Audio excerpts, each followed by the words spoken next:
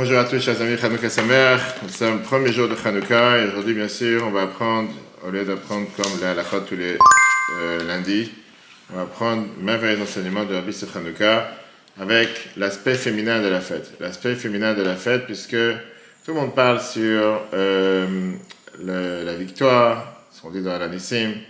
On parle bien sûr sur la fiole d'huile, mais il y a un aspect qui est moins connu, qui est quelle était la plus jeune femme qui a encouragé les Maccabéens à ne pas se démoraliser, à ne pas perdre parce qu'ils étaient les moins nombreux face aux plus nombreux, qui était la femme qui les a aidés à gagner la guerre, et pourquoi les femmes étaient celles qui ont subi, qui ont souffert des Grecs beaucoup plus que les hommes.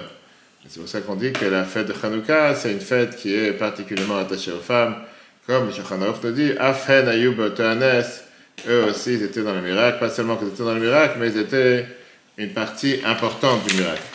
Alors c'est ce qu'on va voir aujourd'hui. Tout d'abord, la Gemara Kiddushin, page 29a. Quels sont les mitzvot qui dépendent des femmes? J'ai dans la feuille. La Gemara nous dit la phrase suivante, comme mitzvot aseh shazman grama, les mitzvot qui dépendent du temps. Anashim chayavim et anashim turot. On sait qu'en général, les femmes, ici en face de toi, tu as la première page ici, les femmes ont le devoir, les hommes ont le devoir de faire les mitzvot et pas les femmes. Chol mitzvot aseh shelo azman grama, toutes les mitzvot qui ne dépendent pas du temps, soit les hommes, soit les femmes ont le devoir de faire les mitzvot sans distinction. Maintenant, chol mitzvot lotas, c'est les mitzvot négatifs. Sans différence si ça dépend du temps ou pas, les hommes et les femmes ont le devoir de faire les mitzvot. Qui veut dire, les femmes ont le devoir de faire les mitzvot positives qui ne dépendent pas du temps. Ils sont qui des mitzvot positives qui dépendent du temps? Par exemple, les tefilines qu'on met les jours et pas la nuit, les femmes ne font pas les tefilines, ça on le sait. Pareil, on sait que la soukha, qui est le fête de Sukkot entre le 15 et 22 Tishri, les femmes, ils sont aussi acquittées parce que ça dépend du temps. Par contre, Birkat Hamazon, prière après le repas. Puisque c'est une mitzvah qui n'a pas de temps fixe dans le calendrier, les femmes ont le devoir de faire Birkat Hamazon après manger comme les hommes. Pareil, la mezuzah, ils ont le devoir de mettre une mezuzah à la porte, parce que ça ne dépend pas du temps. Alors pourquoi on sait que les femmes sont en général quittes de certaines mitzvot, commandements qui dépendent, ou en général qui dépendent du temps là? Mais il explique parce que chez les femmes, ont cette caractéristique qui est la émouna, la foi, qui est chez eux ancrée de manière beaucoup plus naturelle que chez les hommes. On n'a pas besoin de leur donner un ordre sur chaque chose, et la Torah s'appuie qu'ils vont faire les choses correctement, même si on n'aura pas dit de le faire. C'est pour ça qu'il y a beaucoup de mitzvot, même s'ils dépendent du temps, les femmes le font de toute façon. Regardons dans le texte. Mitzvot de la Katnerot Chanukah. Maintenant, quand on parle de la mitzvot de l'allumage des bougies de Chanukah, qu'on sait que les femmes ont le devoir comme les hommes. Shegam Nashim Mechuyavot Ba. Les femmes aussi ont le devoir de le faire. Fishikatu B'Gemara, c'est écrit dans la Gemara. Nashim Chayavot B'Ner Chanukah. Les femmes ont l'obligation de allumer les bougies de Chanukah. She'afam Ayub B'Otanes. Ils faisaient partie du miracle. Maintenant, il y a deux détails ici. Premier détail, Akzera Etam Meod Aleem. Le décret était aussi sur eux. Comme dit Rambam Maïmonide dans le début de la loi de Chanukah. Les Grecs ont voulu abuser de leur argent des Juifs et de leurs filles. Comme c'est expliqué dans Rashi dans la Gemara Shabbat. On sait que la Gemara Shabbat, page 23, nous parle de la loi de Chanukah. Deuxièmement, à Tzalam et Akzera, on sait que le sauvetage de la fête de Chanukah, du décret, a été aussi, Nasta, les Deisha, a été faite par une femme. Comme Rashi, le Ran, ça se fait, on va tout voir les détails. Et donc, malgré que la mitzvah de Chanukah, c'est une mitzvah qui dépend du temps, et on sait très bien que les mitzvahs qui dépendent du temps, les femmes ont été acquittées, n'ont pas le devoir de le faire. Néanmoins, la mitzvah de Chanukah, mechuyavot ba gam anashim. Les femmes ont le devoir de le faire comme les hommes.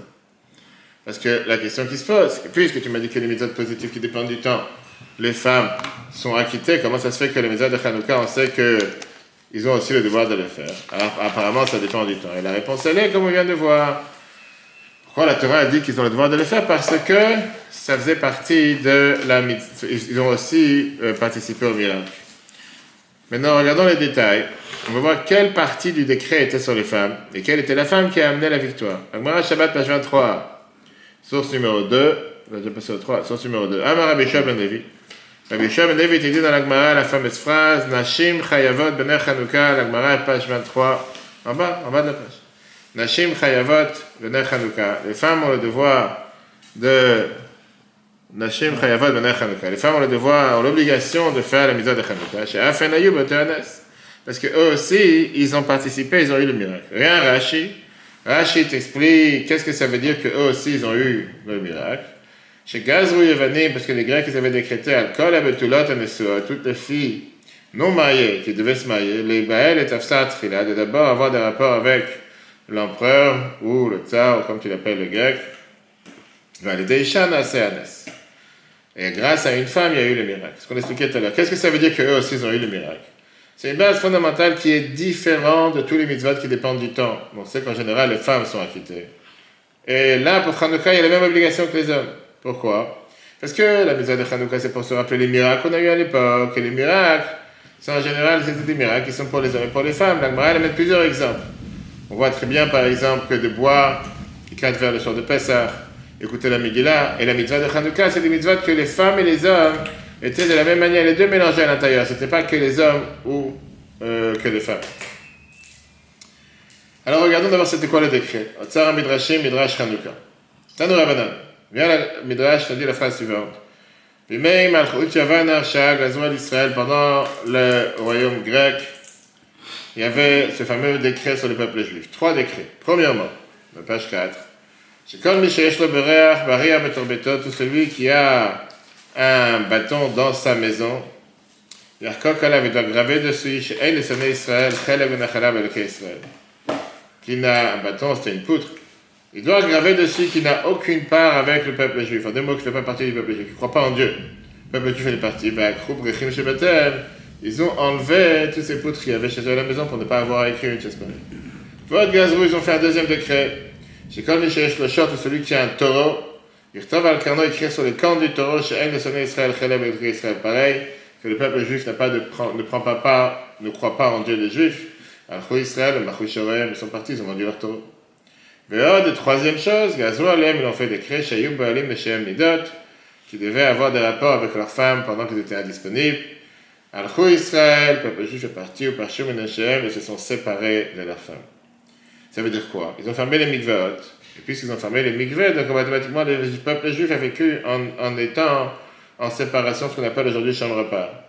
Comme ça s'est passé plusieurs fois pendant l'histoire, en Russie soviétique, que le département juif du KGB avait fermé les mikvaot, soi-disant parce que c'était pas propre, pour des problèmes de santé.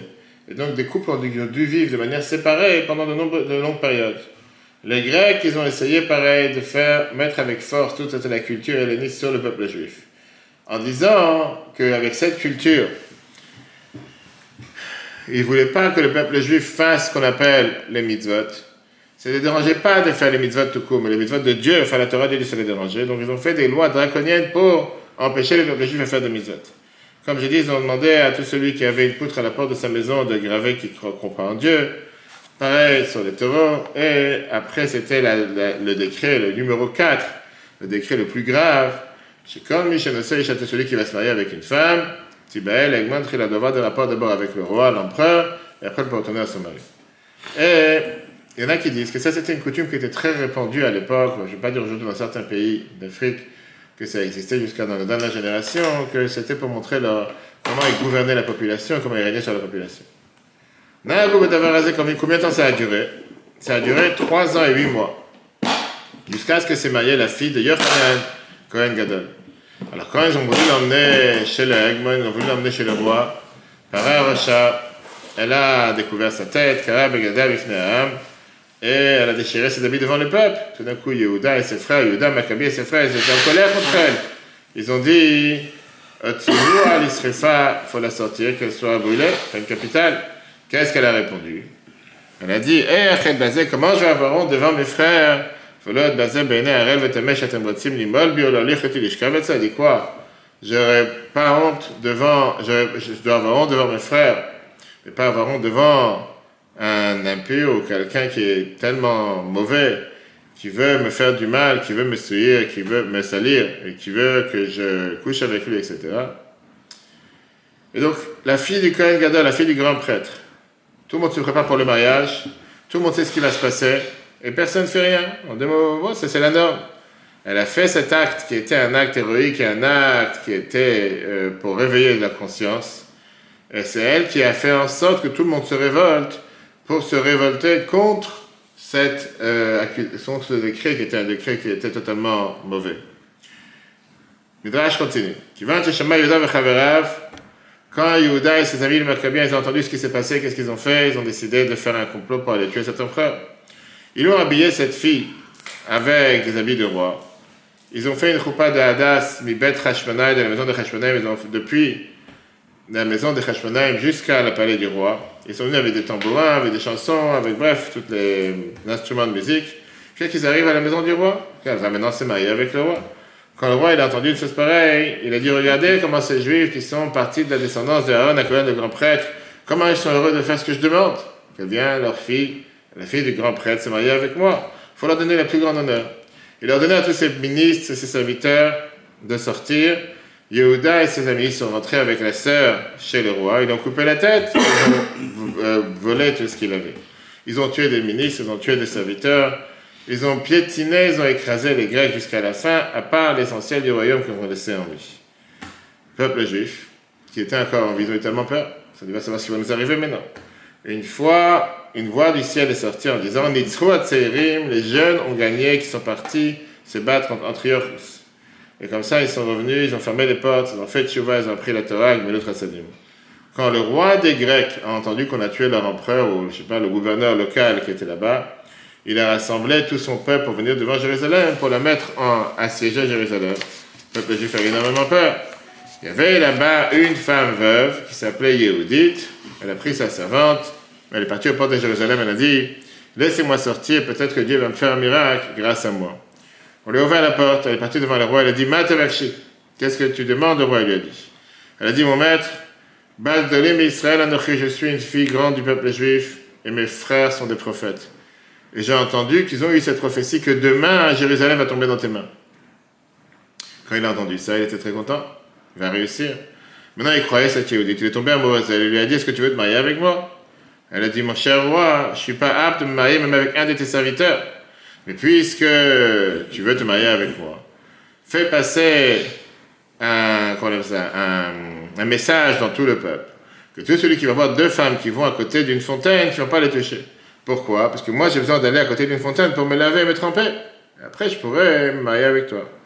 Donc, ils ont fait passer ce message que tout celui qui voit ces deux femmes qui vont vers une fontaine, va les toucher. Le roi, il a fait un grand festin. Tout le monde a bu et tout le monde s'est saoulé. Après ça, chacun est parti dans sa tente. Le roi, il est parti dormir dans sa tente, il a dormi. Yehudit, elle est partie, elle a pris l'épée du roi, elle a coupé la tête. Elle a mis un drap sur sa tête. Elle est partie avec la tête du roi au portail de Jérusalem. Elle a dit la fameuse phrase « Pitrouli Shaharim » ouvrez-moi les portails parce que Dieu a déjà fait un miracle grâce à moi.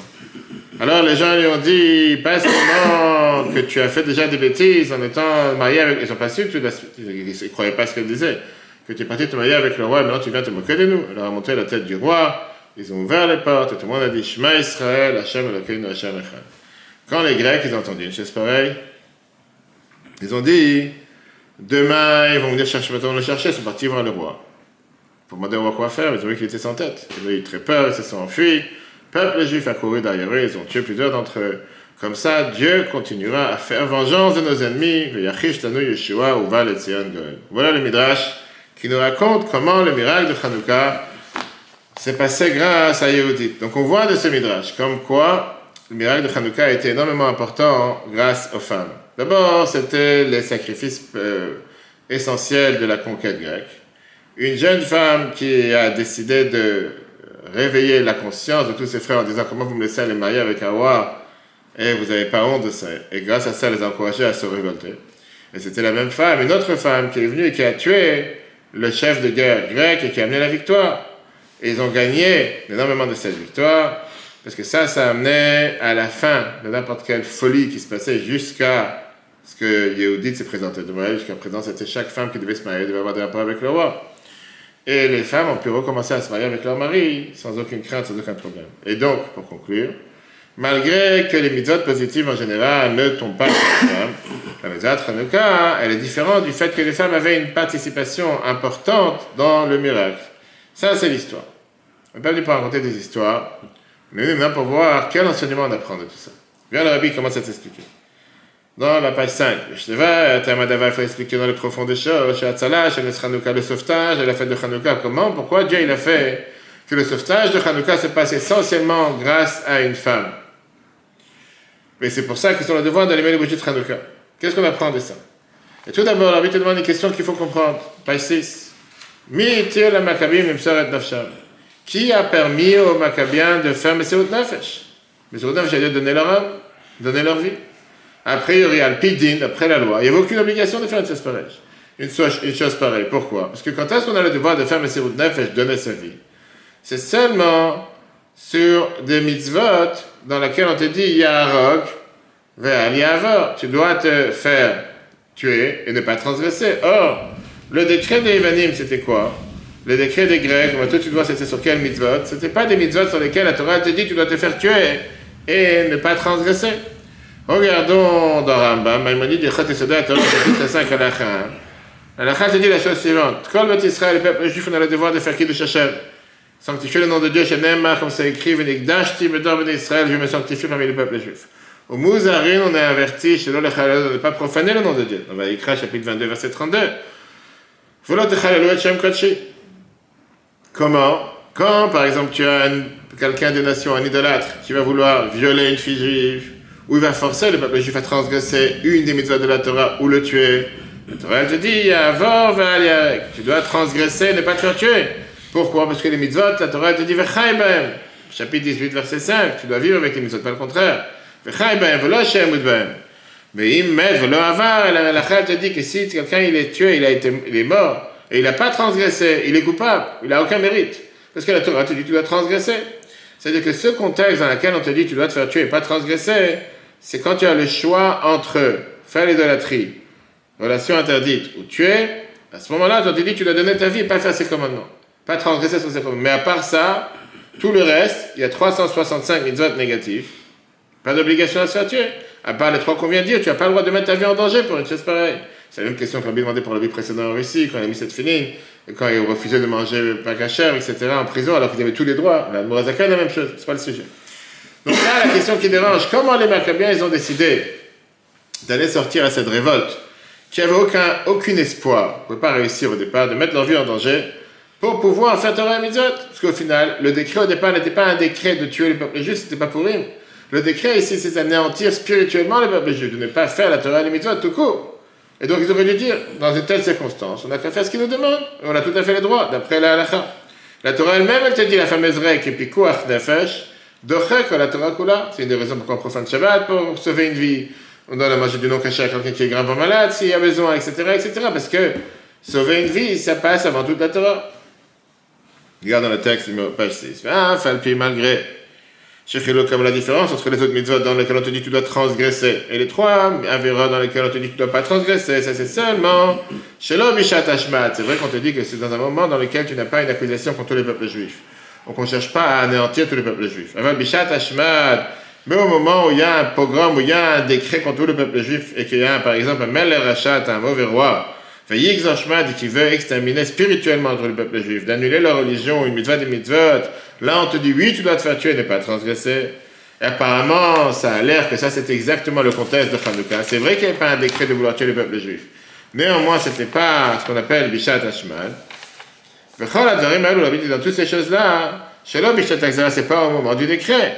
Mais quand tu as un décret, où par exemple, chez Amon Melarachat, tu as un mauvais roi comme Nebuchadnezzar et ses amis. Ils font un décret contre le peuple juif de leur demander d'annuler leur religion, ou bien une mitzvah des mitzvot.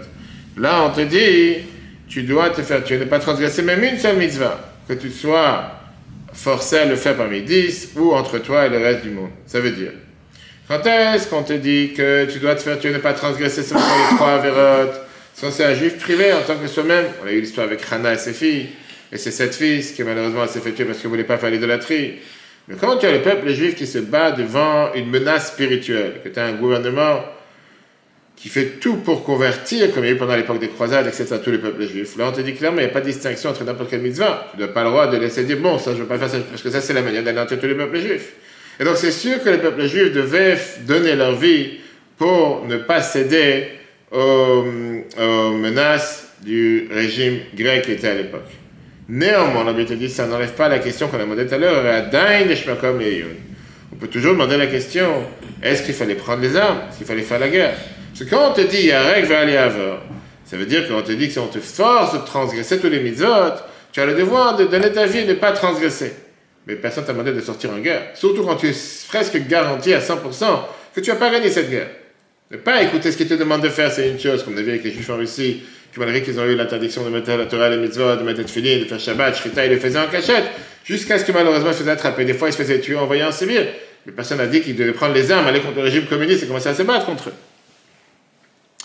Et donc, le fils de d'après ça, Darush Biur Hezber, il faut comprendre pourquoi le peuple juif a décidé à l'époque, Matityahu et ses enfants, de faire la guerre contre les Grecs alors qu'ils n'avaient aucune obligation. Et comme on l'a dit tout à l'heure, c'est pas seulement que tu n'as pas d'obligation, c'est même une interdiction de te mettre en danger et risquer ta vie pour quelque chose que tu n'es pas forcément sûr de gagner.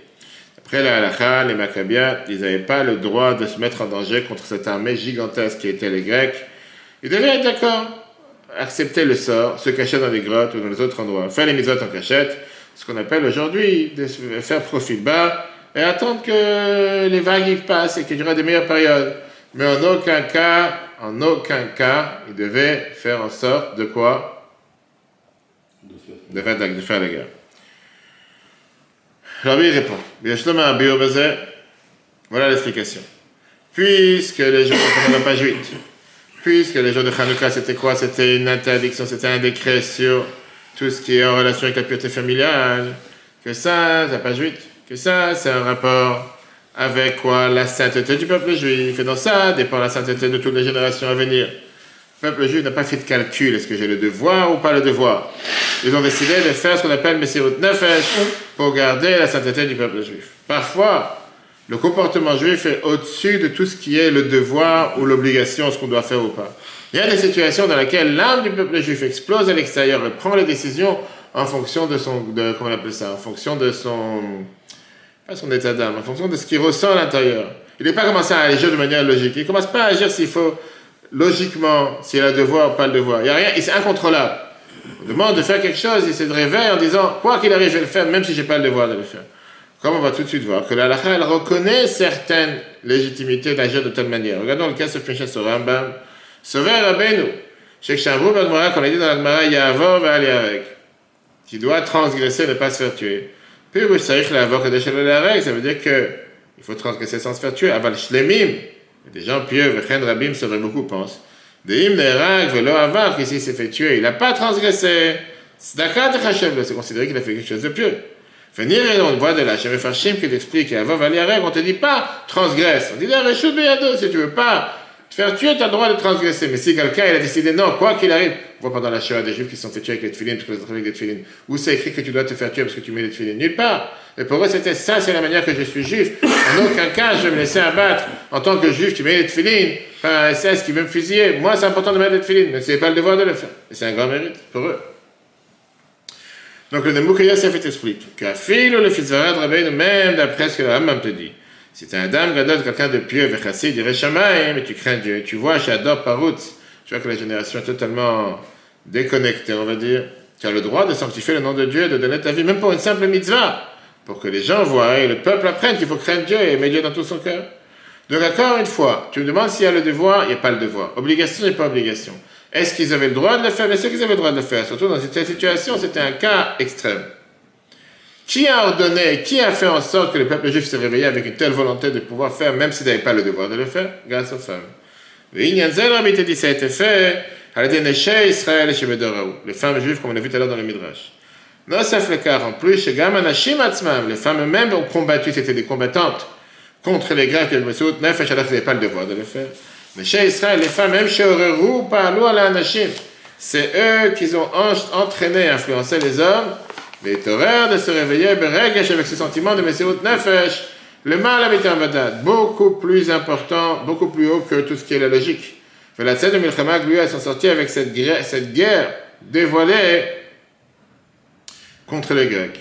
Et puisque le travail de Messirut Nefesh, du don de soi qu'on a trouvé à Hanouka, est venu par les femmes, c'est pour ça que le miracle, le sauvetage est aussi venu par les femmes. Donc on voit que pas seulement les femmes ont pris part dans la guerre, c'est eux qui ont engendré, orchestré la révolte, c'est eux qui ont poussé les hommes à donner leur vie pour la sanctification du peuple juif, c'est eux qui ont mérité que le sauvetage de Hanouka est passé à travers eux.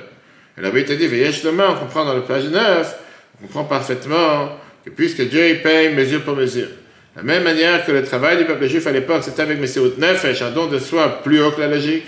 Pareil, la récompense qu'ils ont reçue de Dieu, c'était aussi plus haut que la logique. De deux manières. D'abord, on a eu une victoire de la guerre contre les Grecs qui était plus haut que la logique.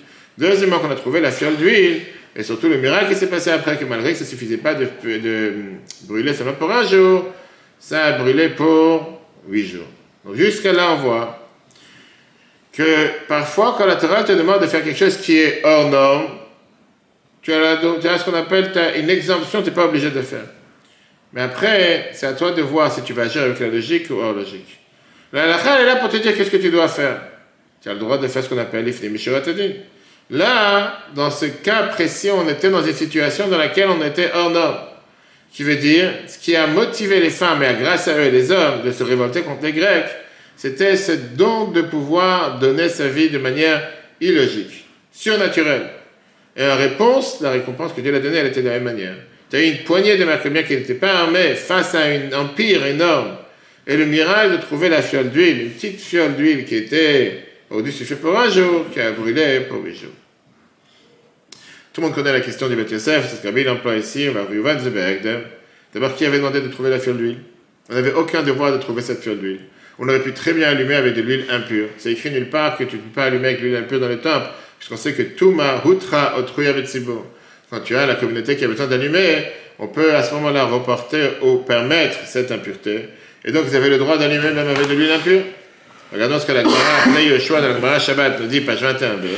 Maï Chanukah, la Gemara te demande, c'est quoi Chanukah, la fameuse phrase de la Gemara, de Tanoura Banan, 3 pages de la Gemara qui nous parlent de Chanukah. Timo Kolashpanim Shebechal, ils ont rendu impurs tous les huiles qu'il y avait dans le temple. Velo Matsue Pachachal, ils ont trouvé seulement une fiole. Venez assez bonne comme ça, il y a le miracle.